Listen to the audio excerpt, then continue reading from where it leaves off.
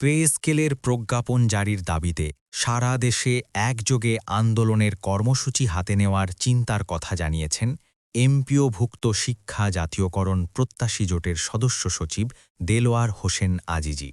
তিনি এই কর্মসূচি বাস্তবায়নের আগে সংগঠনের নেতাকর্মী ও সংশ্লিষ্ট সবার মতামত জানতে চেয়েছেন।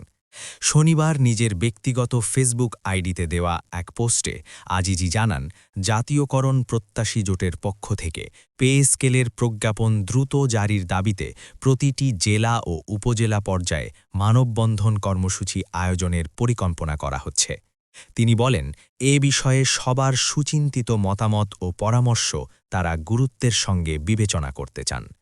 আজিজির মতে, দীর্ঘদিন ধরে এমপিওভুক্ত শিক্ষকদের পে স্কেল সংক্রান্ত দাবিটি ঝুলে রয়েছে।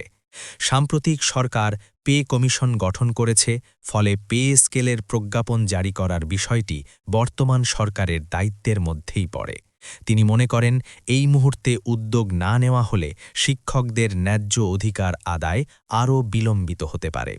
এর আগে গত ৩ জানুয়ারি পে স্কেল প্রসঙ্গে প্রতিক্রিয়া জানিয়ে দেলোয়ার হোসেন আজিজি বলেছিলেন, বর্তমান সরকারই পে স্কেলের প্রজ্ঞাপন জারি করতে পারে এবং করা উচিত, তবে প্রয়োজনে আগামী নির্বাচিত সরকার এই সিদ্ধান্ত বাস্তবায়ন করবে বলেও তিনি মন্তব্য করেন।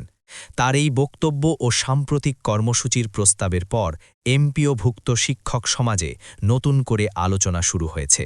অনেকেই মনে করছেন, পে স্কেলের প্রজ্ঞাপন জারি হলে শিক্ষকরা আর্থিক নিরাপত্তা পাবেন এবং শিক্ষা ব্যবস্থায় ইতিবাচক প্রভাব পড়বে। এদিকে জাতীয়করণ প্রত্যাশী জোটের পক্ষ থেকে জানানো হয়েছে, সকলের মতামত সংগ্রহ করে দ্রুত সময়ের মধ্যেই আন্দোলনের চূড়ান্ত কর্মসূচি ঘোষণা করা হবে।